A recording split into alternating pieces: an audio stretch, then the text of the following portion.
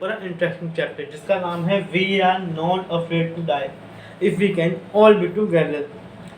तो कहानी जो इसकी टाइमलाइन है वो लाई करती है 1976 पे, जिसमें जो एक फैमिली है जो कि ऑथर का नाम भी है गॉर्डन कुक, उनकी वाइफ मैरी, उनका 6 साल का बेटा जॉनथन और 7 साल की बेटी सुजैन निकलते हैं एक समुद्री यात्रा पे। किससे इंस्पायर होके? खासकर बच्चे नहीं, उनके जो पेरेंट्स मतलब उनकी गॉर्डन कुक जो हैं उनका लक्ष्य था कि मतलब सपना था कि कैप्टन जेम्स कुक के द्वारा 200 साल पहले की गई उस समुद्री यात्रा को दोबारा से एक और बार रिपीट करना है कि दोहराना। तो कहानी स्टार्ट होती है जुलाई 1976 से। जैसे मैंने बताया जुलाई 1976 में लाई करती है। उन्हें 16 साल तक, कितने 16 साल तक अपने शिप का नाम भी बताते हैं। शिप का नाम है वेव वॉकर। उसमें कई से करीब मौसम में प्रैक्टिस की, ट्रेनिंग की, जैसे होता है ना फौजी की ट्रेनिंग, वैसे ट्रेनिंग की कि कोई भी अगर ख़राब मौसम हो, ख़राब से ख़राब मौसम में जांच किया और अपने को भी तैयार किया कि ताकि आगे अगर कोई सा भी अगर मौसम आता है, कोई सा भी अगर दिक्कत हो तो हम ऐसे लड़ सकें।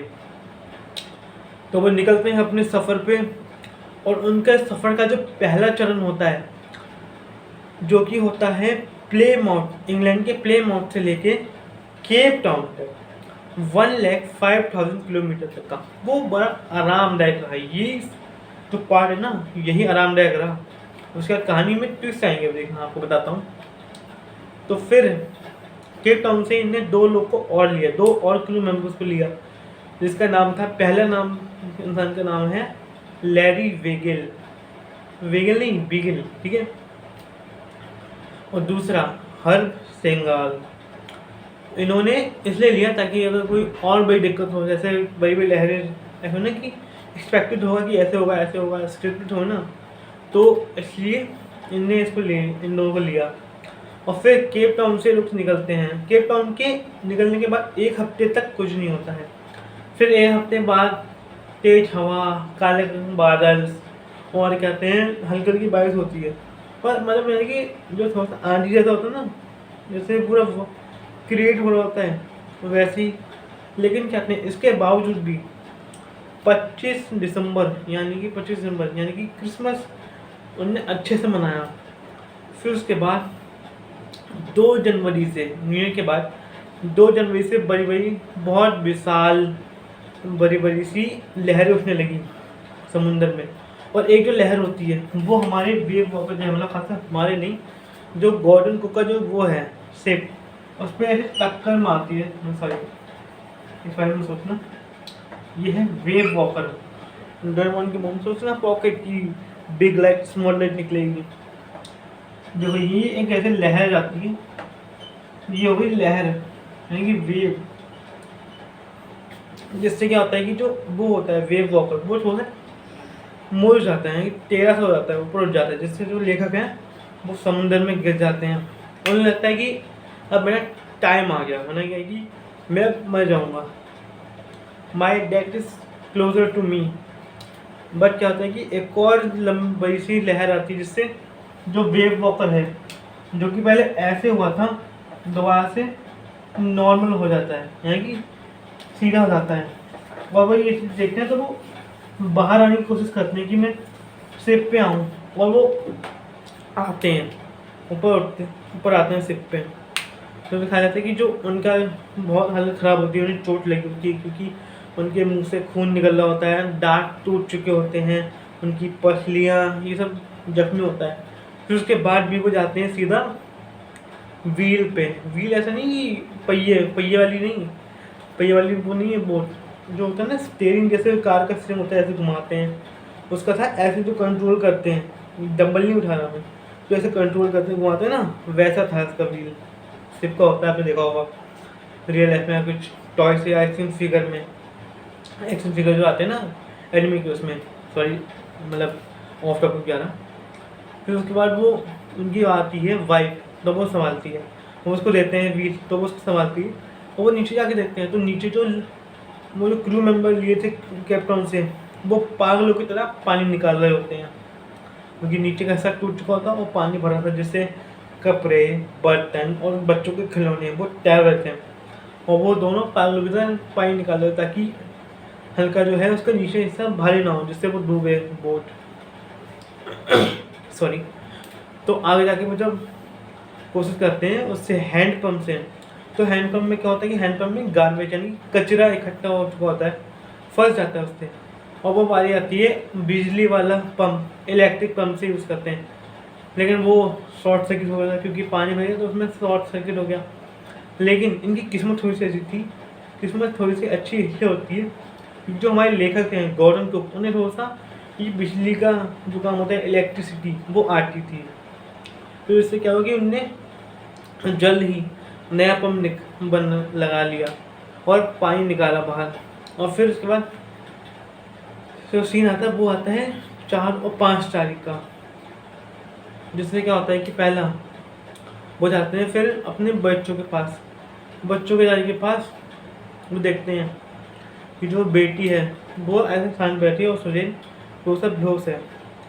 और खासकर वो बेटी पे फोकस किया है कि पहले अभी बेटी को फोकस किया कि उसकी जो सुजैन है, सुजैन जो है ना 7 साल की, उसकी जो आँख है, ये जो आँख होता है जैसे कि पहले नॉर्मल आँख खुली, ठीक है, लेकिन उसका जो ऐसे हिस्सा सूज गया है, जैसे चोट लगी होती है ना, गुम चोट होती है वैसी, इतना ऐसे बड़ा सा, जैसे सिंचन की मम्मा उसे जब भी मारती है तो वैसे निकलता है ना, वैसे हो गया था। लेकिन वो अपने पेरेंट्स को यानी गॉर्डन कुक को नहीं बताती क्योंकि ये सब वो उनके लिए तो करे ताकि वो बच सकें। इसलिए वो बचने की जो बचाने की कोशिश जो है उसमें एक और टेंशन ना आए गॉर्डन कुक यानी कि उनके पेरेंट्स को, तो वो नहीं बताती है। फिर उसके बाद सीधा वो जाते हैं ऊपर, फिर उसके बाद वो कोशिश करते हैं उसको कंट्रोल करने की, व्हील को, ताकि वो आराम से बच सकें। और फिर उसके बाद बारी आती है 4 और 5 का, 36 घंटे बाद जो 4 जनवरी है उसको पानी जो है वो उनके नियंत्रण में आया, यानी कि अंडर कंट्रोल में आया, और उन्होंने 2 दिन में अपना पहला मील खाया। लेकिन शाम होते होते मौसम दोबारा ख़राब हो गया, और 5 को मौसम बहुत ख़राब होने के बावजूद भी 5 को मौसम और ख़राब हो रहा था, मतलब ख़राब होने के बावजूद भी जब उनका बेटा बाहर आता है तो वो पूछता है क्या पापा हम मर जाएंगे, तो वो कहता है कि नहीं ऐसा नहीं कहते, हम ज़रूर बचेंगे। तो उसके जो वो जो होता है ना सुजैन का भाई यानी कि जॉनथन, वो ये लाइन कहता है जो चैप्टर का नाम भी है, we are not afraid to die if we can all be together. तो इससे क्या होता है कि ऑथर को मिलती है हिम्मत कि अब मैं बचा के रहूँगा, सभी को बचाऊँगा।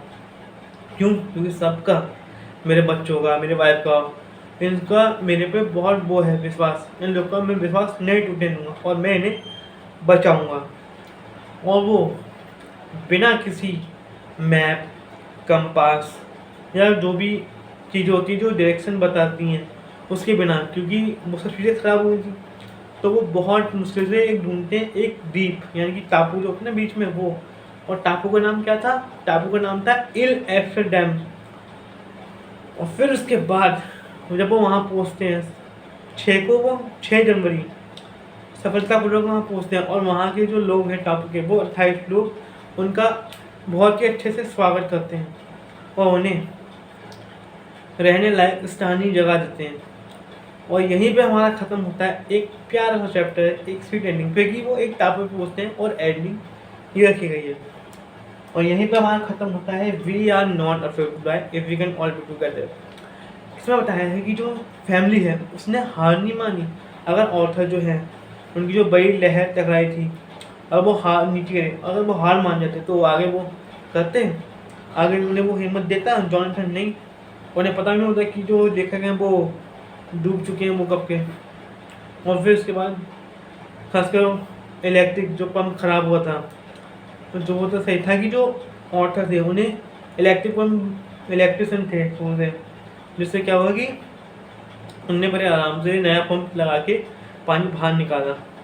और फिर उसके बाद आगे जो मुश्किलें आई वो लड़ते गए और जीते।